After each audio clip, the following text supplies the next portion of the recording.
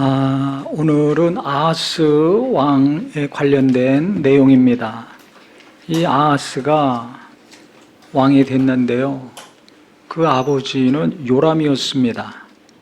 이 요람이 어떻게 살았냐면 성경에 보니까 27장 6절에 요담이 그의 하나님 여호와 앞에서 바른 길을 걸었으므로 점점 강성하여졌더라고 했습니다. 이 요담의 아버지가 누굽니까? 지난주에 우리가 살펴봤던 우시야죠. 그래서 그 아버지, 할아버지의 영향을 많이 받아가지고 이 요담은 하나님 뜻대로 살았습니다. 그래서 시간이 가면 갈수록 점점 바른 길을 걸었기 때문에 강성해졌다고 했습니다. 그래서 우리가 신앙을 잘 보존하는 분들 본받아가지고 하나님을 계속 사랑하고 그 뜻대로 살아야 죽는 날까지 점점 좋아지는 삶, 이전보다 더 나아지는 삶을 살 수가 있습니다. 그러니까 자꾸 들려오는 거, 눈에 보이는 거 쫓아서 괴로워만 하지 마시고 성령 받으셨으면 성령으로 예수님 바라보고 하나님 날마다 의지해서 어제보다 오늘이 더 하나님이 도우시는 삶, 10년 전보다 지금은 더 하나님이 역사하시는 삶, 나중에 죽을 때가 돼서는 정말 주님이 인도하시는 길로 내가 다 따르며 왔구나, 순종을 이루고 왔구나 하는 복이 있기를 예수 이름으로 축원합니다. 하나님 따라가는 거, 주님이 오라 하시는 길로 계속하는 거, 이게 최고입니다. 곁눈질하다가 하나님과 멀어지지 마시고요. 날마다 예배하며 말씀 들으며 깨달을 때마다 하나님께로 자꾸 마음과 생각을 돌이키는 저와 우리 모두가 되기를 바라겠습니다. 이렇게 요담도 잘하고 죽었어요. 그러면 그 자식이 이제 아하스인데 자기 아버지, 자기 할아버지가 잘한 거 보고 그대로 해야 될 텐데 이 엉뚱한 길로 처음부터 갔습니다. 자식들도 열어나면 꼭 그 엉뚱한 자식들이 나오죠. 그 똑같은 거예요. 무슨 일을 했는가? 그가 20살에 왕이 돼가지고요 16년 동안 통치를 했는데 처음부터 바알을 끌어들였습니다. 이 가나안 땅에 이스라엘 백성들이 와서 사는 거니까 그 이전부터 믿었던 그 우상을 섬기는 것들이 그대로 남아있거든요. 그걸 계속 끊어내지 못하는 거예요. 그래서 바알 신을 섬기고 그거를 분양하고 섬기고 했습니다. 거기다가 또 그 당시 이방인들이 하던, 가나안 족속들이 하던 자식을 제물로 불태워 죽이는 거, 이것까지 하는 거예요. 참 하나님이 얼마나 생명을 귀하게 여기십니까? 십계명에 살인하지 말라고 그랬는데 남도 아니고 자기 자식 아들들을 불살라서 제물로 드리는 거예요. 우상의 제물로. 그래야 뭔가 도움을 받는다고 생각한 거죠. 이 지경까지 빠진 겁니다. 그래서 전국에 산당을 만들고 산 위에도 만들고 푸른 나무 아래서도 제사하고 분양하게 만든 거예요. 나무마다 작은 산이건 큰 산이건 산마다 다 우상으로 가득 차고 거기서 향을 피우고 그 지독한 향 냄새가 전국을 진동하게 했습니다. 그러니까 하나님이 얼마나 기겁을 하시겠습니까? 그래서 이들을 낮추시기 위해서 북쪽에 있는 아람과 바로 또 위에 있는 이 이스라엘 족속이 쳐들어오게 됩니다. 전쟁을 했는데 당연히 패하죠.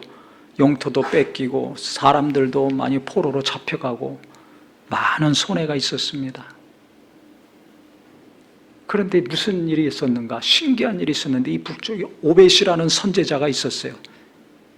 20만 명을 유다에서 남자, 여자, 방백들 포로로 잡아서 어린아이들까지 이 북쪽 사마리아로 데리고 가고 있는데요. 오벳이 하나님의 말씀을 받아서 경고했습니다. 이 사람들 다시 남쪽으로 돌려주어라. 만약에 이들 계속 잡아가면 하나님이 진노하셔서 우리에게 하나님의 진노가 임한다 했을 때 이 데리고 가던 사람들이요 마음을 바꿔가지고 풀어줬습니다. 또 돌려보낼 때도 그냥 돌려보는 것이 아니라 먹을 거 없는 사람 먹이고, 옷이 없는 사람 옷을 입혀주고, 아픈 사람들도 기름 발라주고, 갈 힘이 없는 사람 나귀 태워서 잘 가게 해줬습니다. 아니, 하나님 안 믿고 우상 섬겼던 사람들은 이때 선지자의 말을 듣고 순종해서 다 돌려보냈는데, 조상대대로 하나님 믿고 복을 받았던 이 유다는, 이 아하스 왕은 이런 걸 보고서도 뭔가를 깨닫질 못한 거예요. 북이스라엘과 아람, 지금의 시리아죠. 이 전쟁에서 패했으면 뭔가 마음이 얼마나 괴롭고 슬픕니까? 그때 깨달아야 되는데, 점검해야 되잖아요. 왜 전쟁에 졌는가? 왜 우리가 그 이전에는 강대한 나라였는데 이렇게 약해졌는가? 잘 생각해서, 내가 하나님을 의지하지 않았구나. 하나님, 내 아버지처럼, 할아버지처럼, 다윗처럼, 훌륭한 왕들처럼 나도 하나님을 의지해야 되겠구나. 이렇게 결론을 내야 되는데 이걸 못했어요. 항상 말씀드립니다. 일이 안 됐을 때, 무너졌을 때, 깨졌을 때 깨닫고 돌이키는 복이 있기를 예수 이름으로 축원합니다. 이게 복입니다. 뭔가 잘 되는 것보다 깨닫고 돌이키는 게, 쓴 눈물 나고 낙심되고 좌절이 될 때 무언가 깨닫고 돌이키는 게, 이게 놀라운 것입니다. 그러니까 이렇게 북쪽의 두 나라한테 당하니까 어렵잖아요. 위기잖아요. 그래서 그 당시 아수르가 힘을 키우고 이 서쪽으로 진격하고 있었습니다. 나중에는 이 북이스라엘이 아수르에게 망하죠. 그 주변 국가도 이제 다 속국이 되는데요. 그 당시 힘 있는 게 아수르니까 아수르 왕한테 도움을 요청했어요. 그런데 이 아하스 왕이 와서 도와줘야 될 거 아닙니까? 근데 도리어 집어삼켰어요. 원래 계획은 그 지역들, 북이스라엘, 남쪽, 유다뿐만 아니라 블레셋, 암몬, 모압, 이 모든 것들 다 집어삼키려고 했던 아수르니까 그거 모아서 도와주겠습니까? 원래 다 침략해서 자기 속국으로 만들려고 했기 때문에 잡아먹었습니다. 근데 성경에 보니까 그때 이 아하스 왕이 어떻게 했냐면, 도움을 요청했으니까 뭔가 대가를 줘야 되잖아요. 그래가지고 왕궁에 있는 거, 성전에 있는 거, 또 그 당시 지도자, 귀족들, 부자들 재산을 다 모아가지고 아수르 왕한테 갖다 바쳤습니다. 그러면 도와줄 줄 알고. 근데 성경이 뭐라고 하고 있습니까? 21절에 보면 왕에게 주었으나 그에게 유익이 없었더라. 그 수많은 재물만 날리고 나라는 더 어려워진 거죠. 도와줄 줄 알았던 사람한테 쉽게 말하면 뒤통수 맞은 거예요. 아수르가 다시 공격했으니까. 우리도 이럴 때 있죠. 뭔가 쉽게 말하면 부도 맞으려고 여기저기서 돈 끌어들이고, 아내한테도 어디 가서 꼬라 그러고, 교인들한테도 빌려오고, 죽어라고 해서 갖다 주었는데 유익이 없더라. 나중에 감옥 가죠. 거기서 성경 보고 깨닫고 회개하고 돌이켜서 새 사람이 나온 사람들이 있어요. 그럼 신앙생활 잘합니다. 부부간에도 맨날 한마디만 하면 뜻이 안 맞아서 갈등하고 싸우고 괴로워. 그러면 저를 찾아요. 그러면 또 얘기해주면 뭔가 수그러져. 그런데 나중에는 부부간에도 한마음 한뜻이 돼서 편안하게 사는 분이 있습니다. 이거는 잘된 경우죠.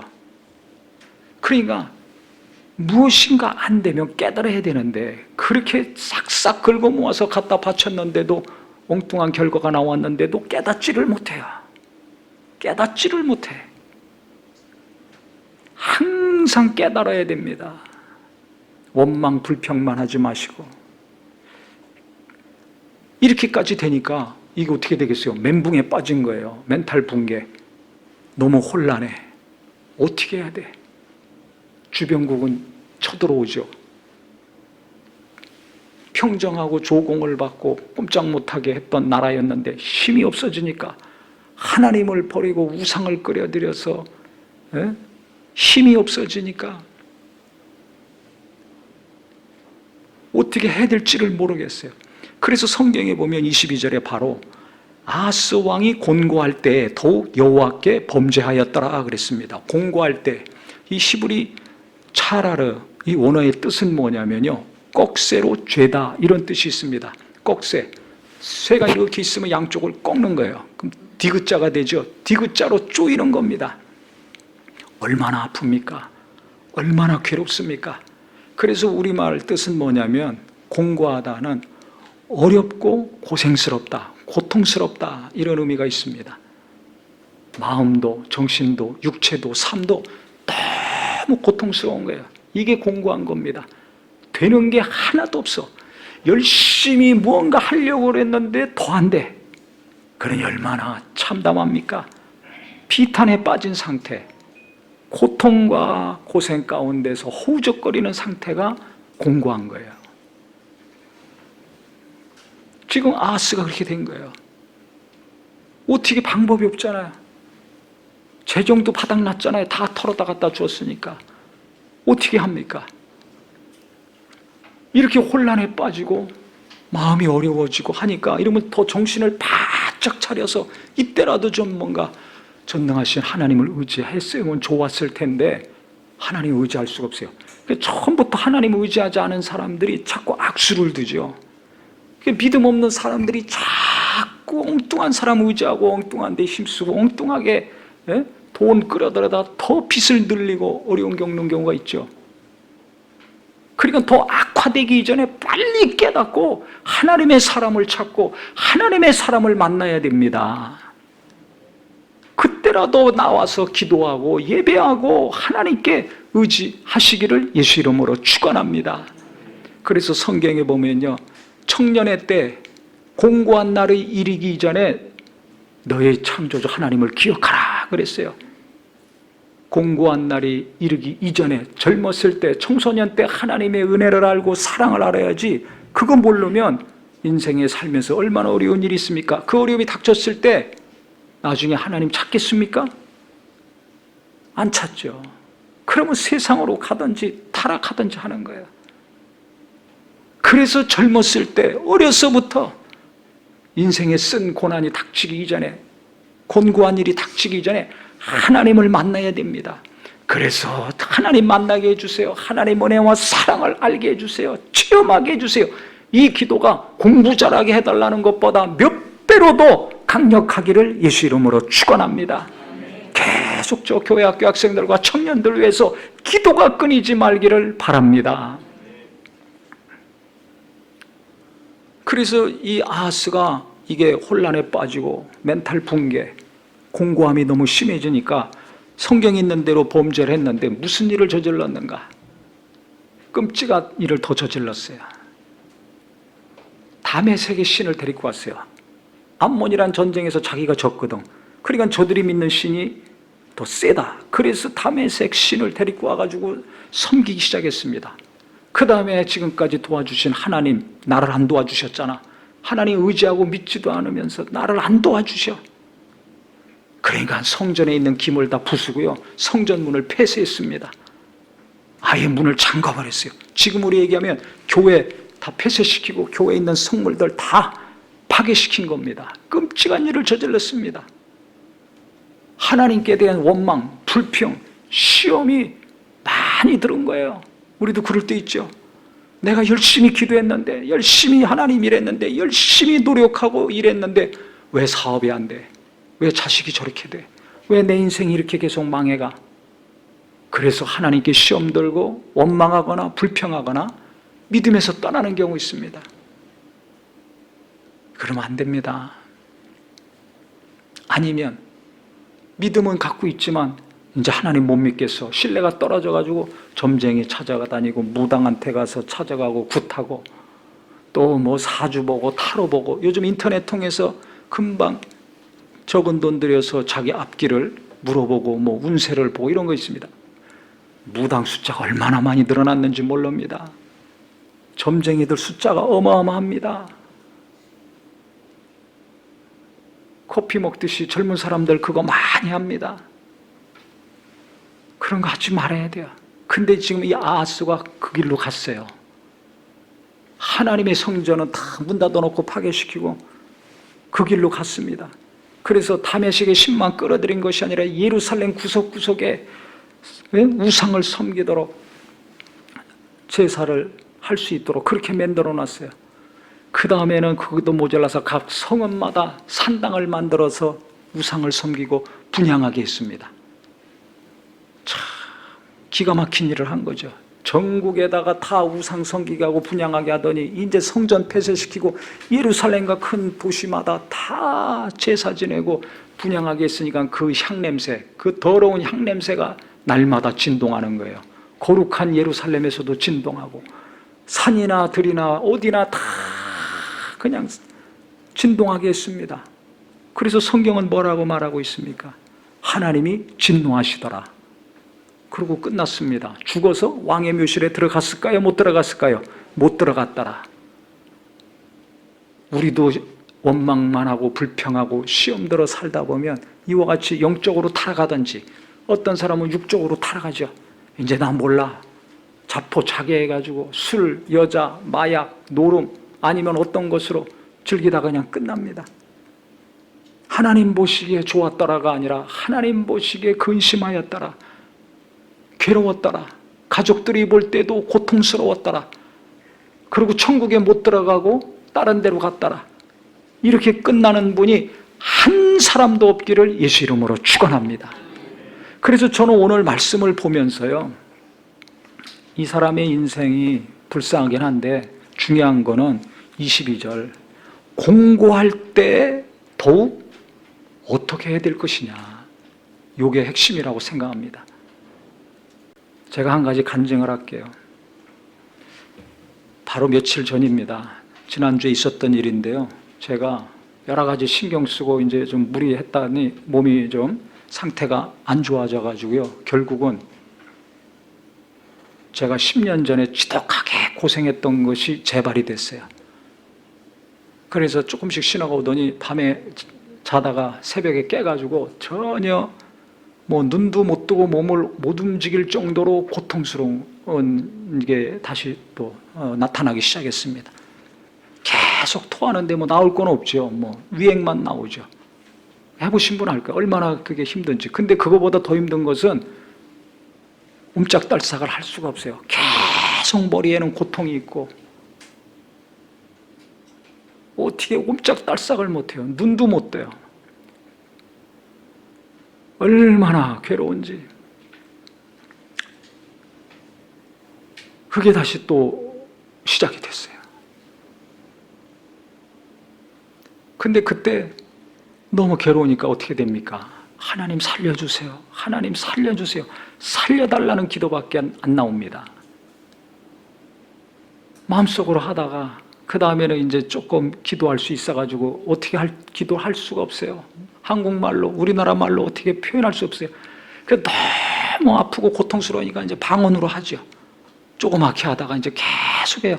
방언 소리가 제 귀에 들리고 머리에 울리면 그 머리에 고통하고 이렇게 좀 상충이 됐던지 고통을 좀 못 의식하지 않게 되더라고요. 그러니까 방언으로 계속 기도하면서 깨닫게 하신 것이 몇 가지가 있었습니다. 그 첫 번째는 뭐냐? 기도를 많이 해야 되는데 그때 여러 가지 구상하고 생각하고 이러느라고 기도를 못했거든요. 그래서 이렇게까지 해서 기도하게 하시는구나. 계속 기도를 잘 해야 되겠다. 이걸 깨달았고요. 그보다 더 중요한 것은 내가 뭐 타락하거나 범죄하거나 잘못된 것이 아니라 교회를 위해서, 성도들을 위해서, 부부간의 행복을 위해서, 청년과 청소년들을 위해서, 선교를 위해서, 하나님의 뜻을 위해서 내가 시간을 쓰고 고민하고 쫓아다니고 공부하고 이것을 했는데 왜 이렇게 아파야 되는가? 그러면 대부분 하나님께 원망이 나옵니다. 내가 다른 것도 아니라 내가 하나님 일을 위해서 열심히 했는데 왜 내 자식이 저렇게 됩니까? 왜 경제적으로 내가 이렇게 어렵습니까? 왜 내 육체가 이렇게 어렵습니까? 시험 들 수 있고 원망할 수가 있잖아요. 그런데 1%도 그런 마음은 생기지 않아요. 저는 이게 너무 감사했습니다. 10년 전에도 마찬가지예요. 그때도 무시무시하게 고난이 심했습니다. 그때 저를 보신 분들은 알 거예요. 그때도 하나님께 대한 원망과 불평이 없었어요. 그때도 교인들이 은혜를 많이 못 받아서 은혜 받게 하려고 몸부림치고 가족도 포기하고 건강도 포기하고 진짜 숨쉬고 말만 할 수 있으면 집회도 하고 부흥회도 하고 별걸 다 했거든요. 주일학교 학생들 시설 바꿔주고 교사들도 세미나하고 장로 한수 집사님들 워크숍하고 공부하고 별걸 다 했어요. 남들이 안 하던 거 막 했어요. 새신자 또 전도해서 변화시키려고 또 그거 예배당도 꾸미고 그거 따로 또 진행하게 하고 그랬는데 몸이 그렇게 아픕니다. 지옥을 경험할 정도로 이번에도 또 그렇게 아팠어요. 근데 원망이 안 나와요. 불평이 안 나와요. 그때나 지금이나.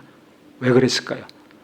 처음에 제가 주님을 만났을 때 주님이 얼마나 나를 사랑하셨는지, 내 죄와 내 연약함과 부끄러움과 허물을 다 담당하시고 저를 구원하시고 사랑해 주셨다는 것이 너무나 분명했기 때문에, 너무나 확실했기 때문에 그 이후에 또 하나님이 얼마나 위로해 주시고 함께 하시고 도와주시고 공급해 주셨는가를 수십 년 알기 때문에 원망이 나올 수가 없어요. 불평이 나올 수가 없어요. 도리어 욥기 30장 20절에 보면 공고한 자에게 빛을 비추신다 그랬는데 그때 그 고통 가운데 막 살려달라고 하는 가운데 빛이 임했습니다. 빛이 임했어요. 빛이 임하면 환하고 보이는 거 아닙니까? 뭐가 깨달아지느냐? 제 마음과 생각에서 그 빛 가운데 하나님이 깨닫게 하신 것은 뭐냐면 제가 불순종하고 있는 것을 알게 하셨습니다. 지난주 말씀드린 것처럼 잠잠히 하나님께 나갔을 때 하나님이 알려주신 것이 있거든요. 정리하면서. 근데 그것을 제가 알아요. 우리가 하나님의 뜻이 무엇인지, 하나님이 내게 원하시는 것이 무엇인지 알지만 알았다고 그대로 순종하는 것도 있지만 즉시 알지만 순종 안 하고 사는 것들이 있죠. 반대로 사는 것도 있고 한 50%만 순종하든지 10%만 순종하는 것들이 있습니다. 그렇죠? 그때 제가 100% 순종을 안 했어요. 한 어느 정도만 순종하고 그렇게 해야지 마음에 품고 있었는데 당장 뭐 닥쳐오는 일들이 있으니까 그것들을 해야 되고 또 생각도 해야 되고 하니까 하다 보니까 그때 하나님이 주신 것에 대한 100% 순종을 제가 못하고 있었습니다. 그걸 깨닫게 하시는 거예요.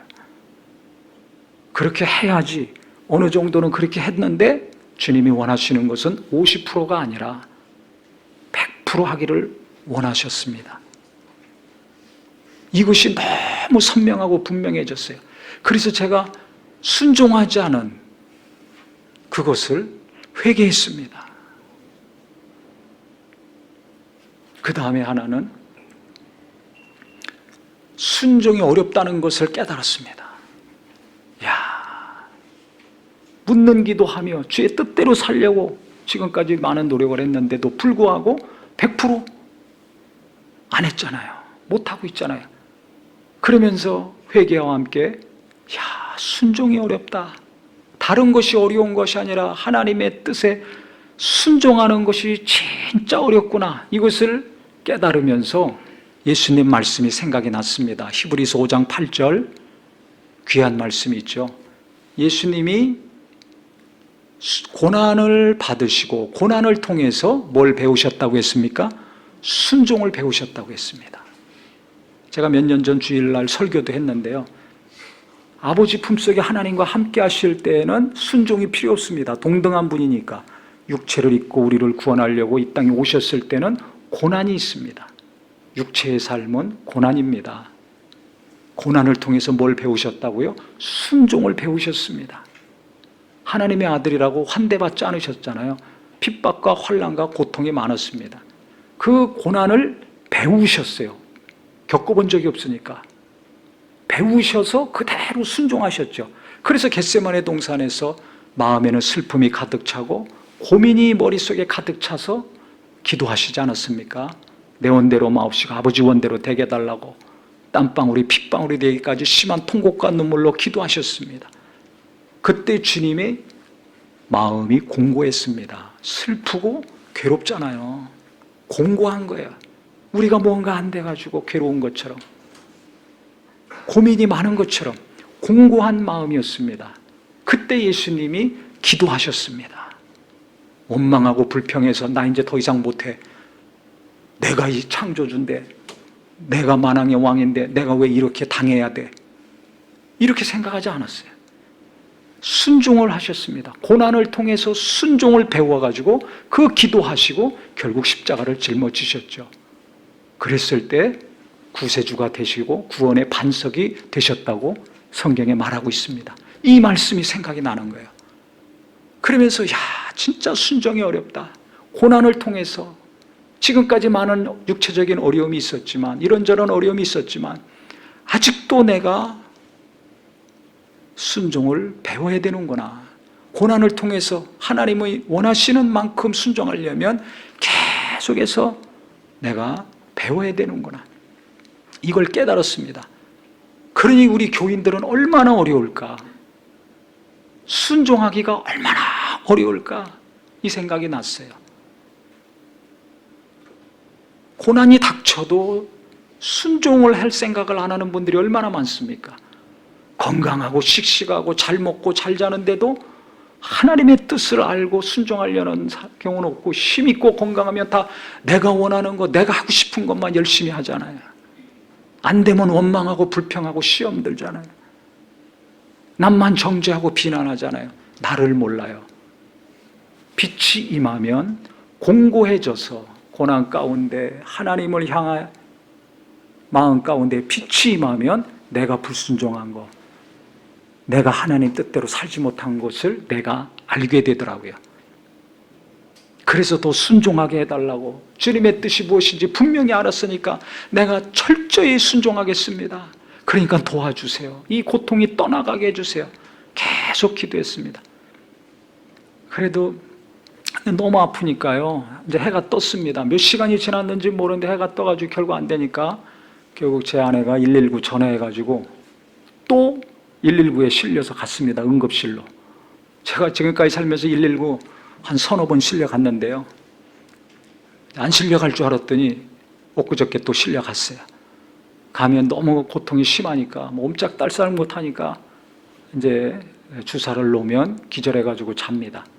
깼는데요, 당장 입원하라고 그러죠. 절대 안정해야 되니까. 근데 금요 기도회도 있고 주일도 있는데요, 금요일도 그냥 설교 한 10분 정도 하면 되니까 잠깐 나와서 말씀만 전하고 들어가려고 그랬어요.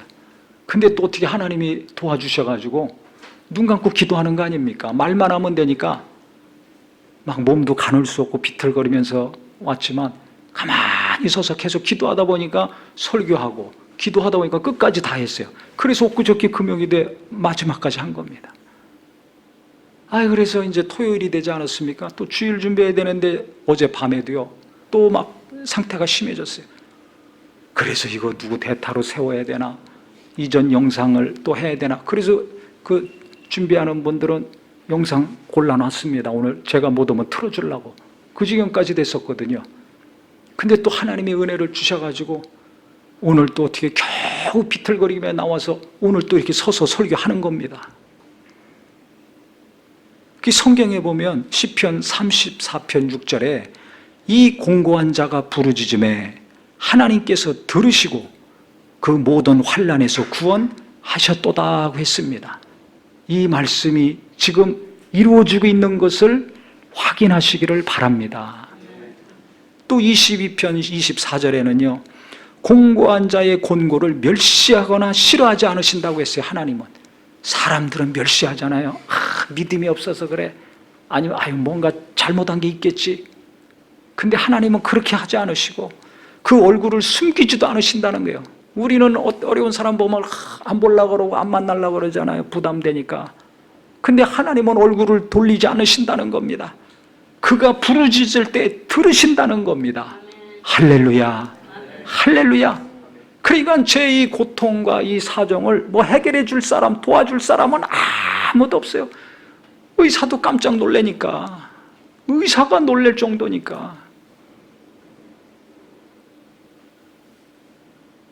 기도만 하는 거죠.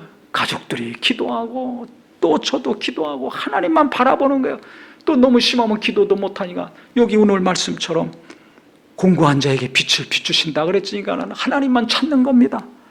마음과 생각을 오직 하나님께로만 향하는 겁니다. 그러니까 빛이 임해가지고 깨닫게 되고, 또 설교를 해야 되니까 어떻게 하나님의 은혜를 주셔서 비틀비틀 겨우 와가지고 오늘도 이렇게 설교하는 거예요. 하나님이 지켜주시고 붙들어 주신 거 할 수 있는 거 아닙니까? 하나님 살아계시다는 거 믿으시기를 바랍니다. 우리 학생들과 젊은이들, 하나님 분명히 살아계십니다. 그 하나님께 부르짖어서 공고함을 해결하시고 공고한 일 당하기 이전에 그 하나님 만나는 은혜가 있기를 예수 이름으로 축원합니다. 그래서 어제 말씀 준비를 계속하고 설교 제목을 정하고 이제 찬송을 정해야 되잖아요. 설교한 이후에.